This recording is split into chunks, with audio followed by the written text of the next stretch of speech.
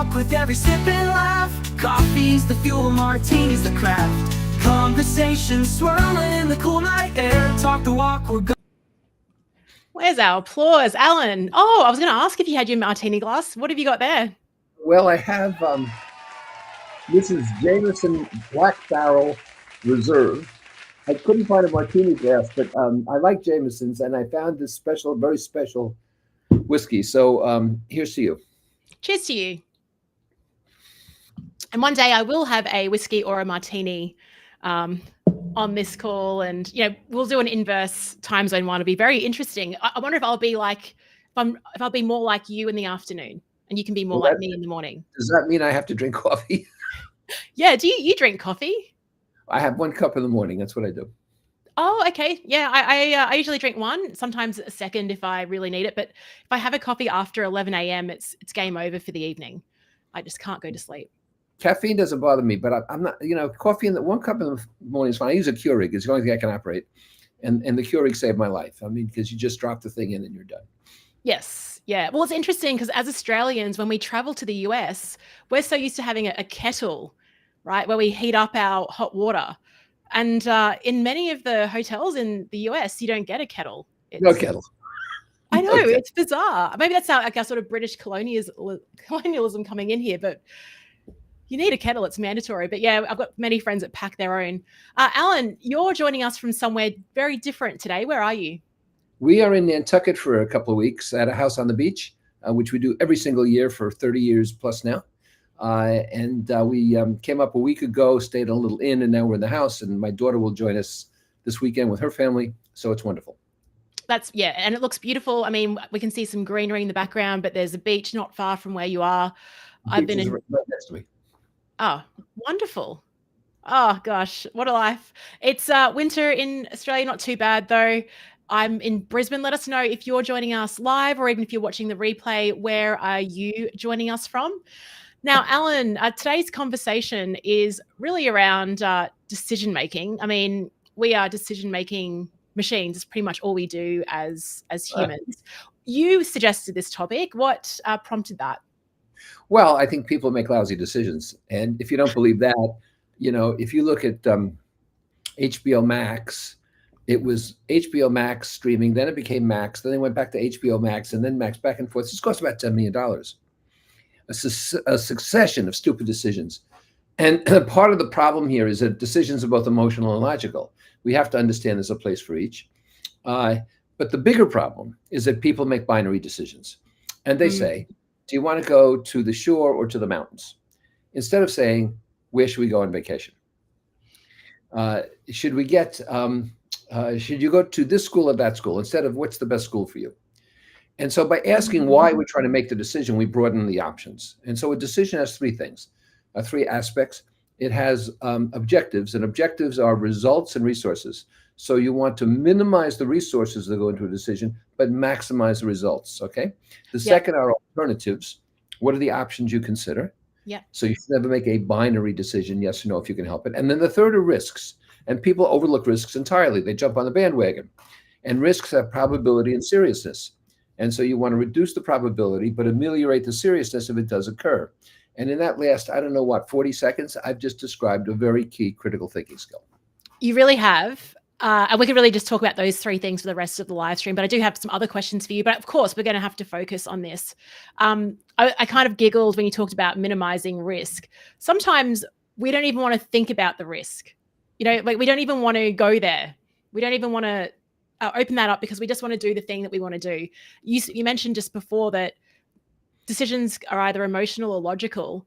I feel like, so many are emotional, but like you say, we justify it with logic sort of after the fact. We know what we want to do, but we're going to find data that validates what we want to do. Well, what we have to get used to is they should be both.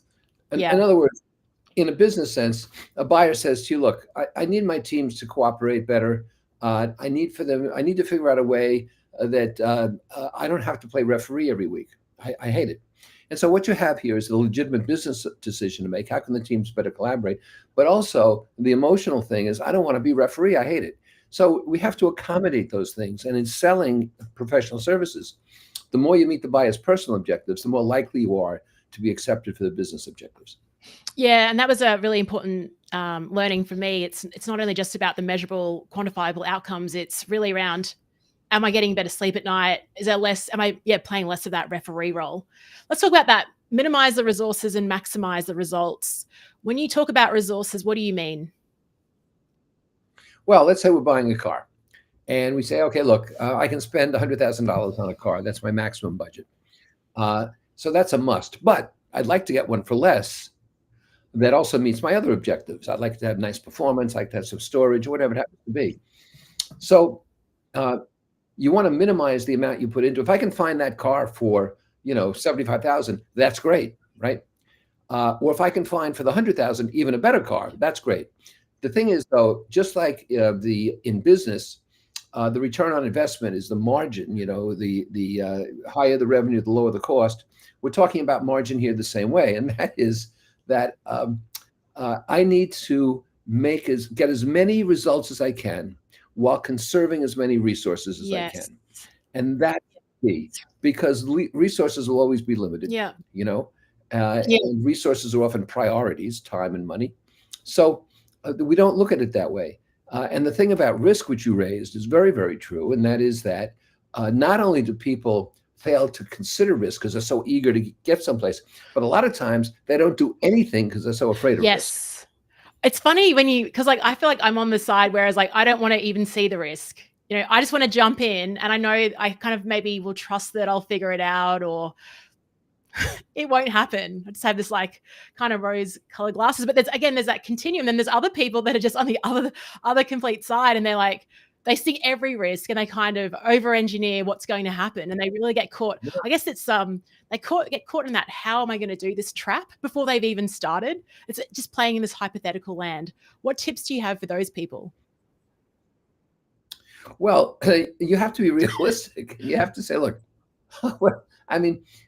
we tend to either over-exaggerate or under-assess risk instead of looking at it objectively. And the way you look at risk is, what's the probability it's going to happen, and how can I reduce it? What's the seriousness if it does occur? That's like my upside-downside equation we've talked about in the past.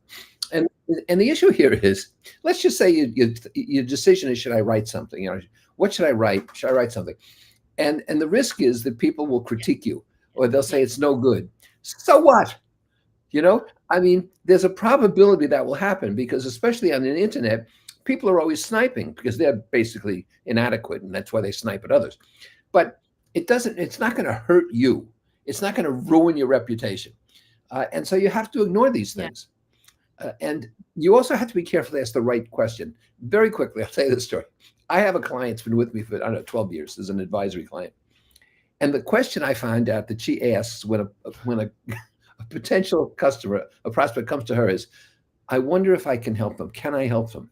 The trouble with that question is the answer is always yes. And so she gets into some business arrangements which are unfavorable, or she works with some buyers who are awful. The question I ask is different when I meet someone. And what I ask is, what's in it for me? And you might think that's very selfish, but what I'm saying is, will I learn? Will I grow? Will I make an adequate amount of money? Will I like doing this? What's in it for me? Because if none of those things exist, then it's not doing. I don't care what the money is. So we have to be careful in making decisions, what questions we're asking and what risks we're looking at. Such a good question. What's in it for me? And I was even thinking last night, I haven't committed to this thing. It's a while away, but they're like this.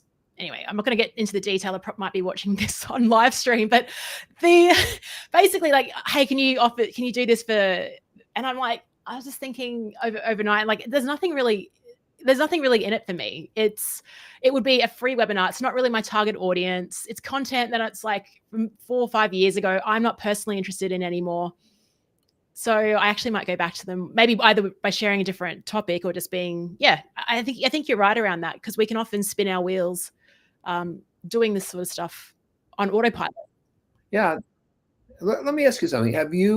Can you recall easily a decision you made that went tremendously wrong, and you were sure it was the best decision, but you went over the cliff? I'm trying to think.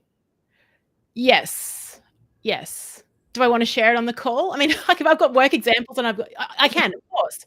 Well, you don't have to get the content. I was going to ask you, why you think it happened. That's what I wanted to know. Yeah, You don't I have to think it's reveal the because of that. content. I guess I have a positivity bias that everything's going to be great, but at the same moment, Alan, there's like these red flags that would come up that I knew, but I'm just like, no, we'll deal with that. That'll be fine. And I felt the red flags and I knew that they were there, but I kind of discarded it because the money's good. It's, it's lucrative. It's, I don't know, all these things that emerge. Sure. Sure. So we let things get in our way from when we're trying to make sound decisions. Sometimes, for example, we listen to the wrong people. Sometimes we get bad advice. Sometimes conditions have changed we don't realize. I mean, there are a lot of good reasons for it. But the key is to learn what happened and why, so you don't repeat the same process errors. Tom here says, I don't know, a single successful person hasn't taken a number of significant risks over the course of their careers. Likewise, risk avoidance is a common denominator for those who are stuck, particularly people in their 40s. Now, I think that he's exactly right, that if you look at people who are successful, they've all taken risks. Fred Smith starting FedEx, or anybody who starts, their own dramatic business, Steve Jobs with Apple or whatever. And I also think that, I don't know that this is generational, but I think the kinds of risks have changed generationally. I think with the advent of the internet and Gen X, Y, Z, whatever we're up to, that there's a much greater chance of being publicly ridiculed, for example. Yes. I think there's a much better chance that you are somehow recorded, and so there are more risks in decision making today. People know instantly what's happened, but it doesn't mean that you should shy away from that. You simply have to be aware of the kind of risks. That's right. And shout out to Tim. Tim and I were working together in Melbourne this week. So lovely to have you here on the live stream, Tim. I mean, you talked about the risk and how, I guess, it can be amplified. The example is the Coldplay example, right, of last week. Just how quickly that just blew up on the internet. So, well, keep in mind in terms of risk now, Coldplay said to the audience, we're going to put cameras on you and you're going to be on the Jumbotron. Could happen next. Oh, they did that. They made that announcement. And so now you're taking a risk if you decide, well, it's who will see us? Well, things happen. And then they start going downhill rapidly. So I think that we're all adults and we have to make our own judgment about risk. And some of us are more risk tolerant than others, but there comes a point where risk does become just excessive. Now, here's the other. Jen says, being too optimistic is my problem. Yes. Yeah, Jan and I are the same person pretty much. I think that's good. Don't you think that's a good attribute, being a bit too, of course we're aware, but we're like, that wouldn't happen to us. Surely you have to have a bit of optimism. Well, I'm a very optimistic guy, but I'm extremely optimistic. But what happens is, if you want to be optimistic and successful, you have to at least acknowledge the fact that some things might happen to you, because there are risks attendant to every decision we make. They might be minor, might be minuscule, but they might be important. So every decision we make involves some kind of risk. And you go see a client, you have to make decisions about what you're going to wear to that particular client. It might seem insignificant, but it might not be. Well, even cutting my hair, right? That's a bit of a risk to take. It was a big decision to make in the moment. He's like, well, how do you feel about this? And I only had maybe a minute, and I was like, just do it. My optimism's like, it will grow anyway. Well, now, I don't believe in gender differences, but I would say that that's a bigger risk for a woman than a man. It is in that situation. Hey, I want to go back to your original point around this. You said the problem is a lot of the time when we ask the question, we're asking a question which has a binary, is it yes or no? Is it this or that? And so I guess what I'm hearing from you is, when you're receiving a question like that, is not to default and respond it. It's to maybe zoom out and maybe go up a level and open up the question. Yeah. So a CEO says to me, which of these two vice presidents would be my best successor? And I'd say, well, why are you making this decision? And he says, well, I'm probably going to retire within 5 years. I said, well, that's a pretty long runway. Why don't we decide what the best source for your successor is? And that's a different equation. Now you look outside. And the social proof of this is, years ago when IBM was in desperate trouble, they had continued to promote IBMers to the top job. And a guy named John Akers, was fired as CEO. And for the first time, the IBM board asked a different question. They said, where will we find the best possible candidate to be CEO? And instead of looking farther down in the ranks, they got Lou Gerstner, who was the CEO of Nabisco, a food company, which was unheard of. Mm. And Gerstner saved them. I mean, he actually saved IBM. So by broadening the decision, we broaden the chances for our success. Yeah. I think that's really powerful, like reframing the question. I don't know if you've noticed this recently. I mean, I've read articles around this, and maybe sometimes I've even been guilty of doing it myself. A lot of us now, I don't do it. It's like for minor things. What we're finding is people are outsourcing their decisions to AI. They're going into ChatGPT and saying, should I do this? What's your commentary on that? Well, my commentary is that AI is a good tool to use here if you use it to find you options. So, for example, you say, I've decided to do this. What are my best options for finding something to fulfill it? That's okay. But the decision making itself has to have your personal insights, your Mm. personal nuance to it. And I think that it is a abdication when you start to go to AI and say, here's my decision. What do you think? Yeah. Because I said it's emotional and logical. AI can handle the logic to some extent, but it can't handle the emotional. No. You No. know, No. no, it's not sitting in the leather seat driving, turning the wheel. That's right. And it's kind of also, I kind of liken it to sometimes when I'm making a decision, like you flip a coin. But the only reason I do that is not because I'll go with whatever the coin says. It's if, say, yes is heads and heads shows, and I'm like, oh, I didn't want to do that. It immediately tells me what I actually wanted to do.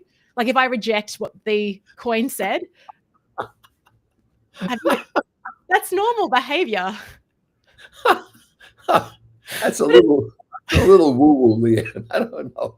No, I'm not going to follow the coin. I'm just going to be like, am I happy with what the coin says? And if so, then it's like, okay, that's the right decision. And if not, then I will do the other thing. Well, that's like saying I'm going to play Wordle, and if I get the word before the fourth guess, I'll allow myself to play golf today. I mean, people think like that, like it's a reward, there's People a do difference. think like that, though. You're right. Well, yeah, but that doesn't mean it's something to do. What you said to open up is correct. We make 1,000 decisions every day, and most of them, by the way, are in unconscious competency. Yes. They're not in conscious competency. And one of the things we have to do is decide when a decision should be yanked back to conscious competency. So when you're driving that car, you're turning the wheel to stay in the lane. That's unconscious competency. But when you're looking for a candidate for a job, you better be in conscious competency. Well, I think it's back to what you've mentioned many times on these episodes. It's like who's setting the metrics. And I think when you work in an organization, you're just used to, I have to work here. My goal is to climb the career ladder because that's what everyone is doing. And I remember actually at the moment where it actually hit me when I walked in to work one morning. I'm like, I don't want this. And my whole life I'd been thinking about life was all about, getting the next notch on that ladder. So yeah, you're right around that. Hey, I think a lot of this is around, the risk and not taking and not making the decision is because we have a lack. We don't really trust our own judgment, right? So how do we build trust? I've written about this a lot. It's in about 5 or 6 of my books, and the key here is resilience. I mean, leaders today, you on LinkedIn, there's 47 lists and charts and diagrams for leadership. None of those people have ever led anything. I have. And you need 2 attributes today for leadership. You need resilience, you need agility. And resilience is about bouncing forward.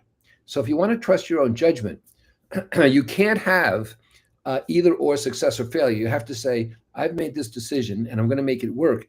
I might face some things I didn't think about. I might get hit with some obstacles I didn't anticipate, but I am going to be resilient, deal with them, and bounce forward. And so if you have the agility to do that, you have the self-confidence to do that, that's what it's all about. And I think what you said is exactly correct. And that is people refrain from making decisions that are in their best interest because they don't trust themselves. Yeah. And so out they go. And I'll tell you one more thing.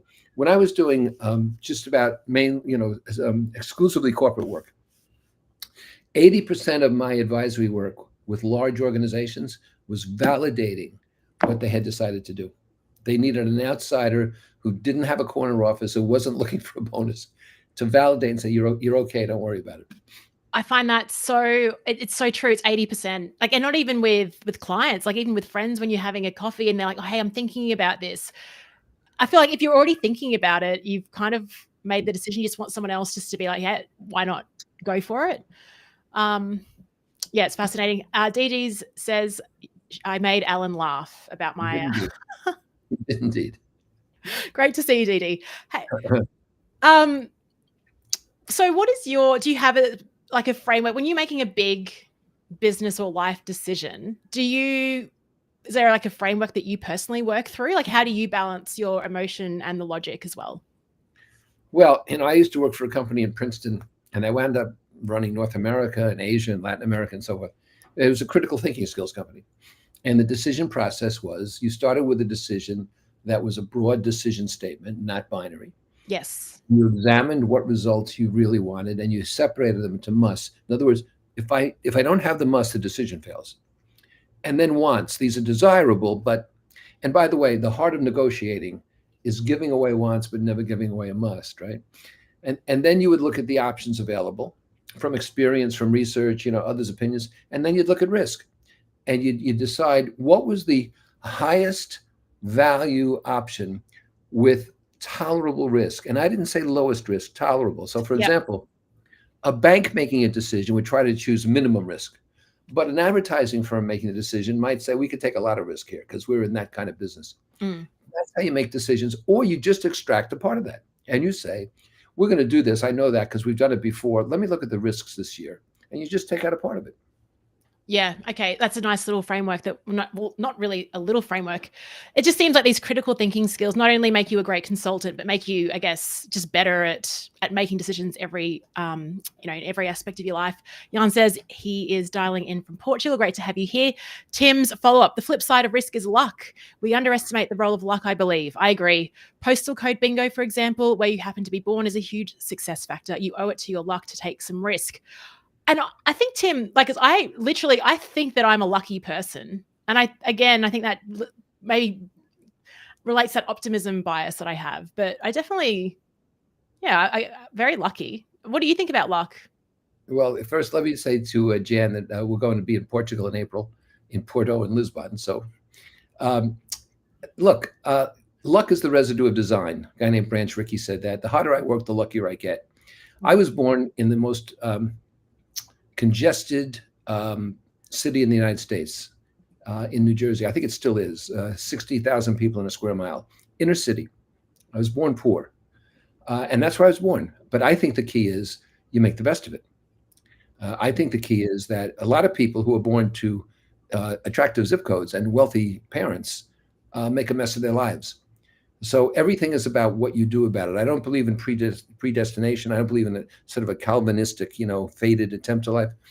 And I think I am an optimist, and anybody can make it if they have the opportunity, if they're not discriminated against, if they have the opportunity. And you have to work hard. And then the harder you work, the luckier you get. I think that's how it works. I think so too. Something that I spoke about on because I've got a daily podcast that so my daily podcast this year. I saw a client recently and he's like, are you still doing that? And I said, yeah, that was just a decision I made. And I'm like, was it the right decision? Snap moment. But I'm actually really happy that I'm doing it because I guess what I'm doing, Alan, with this podcast is I'm seeing what's happening in every day and I'm trying to sort of create lessons and form meaning. So it's helpful in terms of it's training my brain that way. But there was an episode I did where I scheduled an Uber like on Monday morning, and the scheduled Uber, then the driver just decided to cancel. And it's like, okay, what do I do now? And there's something, anyway, long story short, it reminded me of an executive assistant. And she's like, Leanne, sometimes instead of getting involved, just hang back a little bit. And you find that things kind of resolve themselves. I call it strategic pausing. What do you think about that? It's like actually not making a decision is okay sometimes. Because I feel like, Alan, you're someone that will just make decisions and move along. Well, it depends what the decision is. I love the phrase strategic pausing. I've never heard that in my life. But I'll tell you this. One of the keys to this resilience I talked about and agility is this. If you've got an important call in the morning and you've scheduled an Uber, the next thing you should do is have a backup plan. That's what you do when you're having to make important decisions. You Yeah. know, your plane is late or there's a mechanical problem. You forget to take an important piece of information. You need a backup plan all the time. And so you have to be aware of what that is. I do think, well, I'll give you something that the doctors always tell me, you know, when I'm going for my regular checkups and I say, you know, I've got this thing. The doctor will say to me, how long have you had the thing? I'd say, you know, 2 days. He says, let me know if it's still there in 2 weeks. And they're not interested in anything short term. You know, and my dermatologist thinks I'm a complete hypochondriac. And I went to see him and I said, listen, I got this thing on my leg. He says, I don't think that's anything. How long have you had it? I said, I saw it yesterday. He said to me, never make an appointment with me again unless you have something that's 2 weeks old and it's crusting over and it looks like it's going to take over your body. So Really? yeah, he was really upset with me. So sometimes my point is, if you let things go, just don't let them go too long. You know, don't let them go until they do take over your body. Yeah. A quick thing here. LinkedIn user, see the book that Malcolm Gladwell and I wrote together. It's called Life Story. Okay. Back to, No, that what didn't. Who did you write Life Storming with? That wasn't Malcolm Gladwell. Who was it? oh, no, Marshall Goldsmith. I Yes. beg your pardon. Thank you. Well, I was like, wow, you've written a book with Malcolm Glad. I love Malcolm Gladwell. yeah, I mean, know Malcolm Marshall's. Gladwell. Yes, he'd be very happy. I did not write that book. I did not correct. I wrote with Marshall Goldsmith. I'm sorry. I beg your pardon. Anything on LinkedIn. Life Storming is a fantastic book. So yeah, highly recommend. Jan lives in Algarve near Faro. If you need anything here during travel, please let me know. So you probably want some restaurant tips, I'd imagine, Alan. Appreciate that. Yeah, that's fantastic. Yeah. As we get closer, I'll get in touch. We got great hotels in Porto and then in Lisbon. Part of it's business and most of it's play. Well, I think your life is like you enjoy what you do, right? Yeah. So, and so do I. And I think it's a really great way to live. Final question for you, unless we have any other comments come through. But this whole topic was really around how to make the right decision every time. Pretty provocative. You know, it's an Alan type of session to run. What does the right decision really mean? Is it the right decision in the moment? Is it only in hindsight that you get to reflect on that? How do you know? That's a really great question. I mean, a lot of times we think we made the right decision and 6 months later we think it was the wrong decision, Yeah. or vice versa. And so I would say this in reaction to your question. I would say to you that it's the right decision in one of two instances. You've helped improve a situation, yours, someone else's, a circumstance, but you've helped improve the situation. That's the right decision. Yeah. I think the second thing is you've learned something.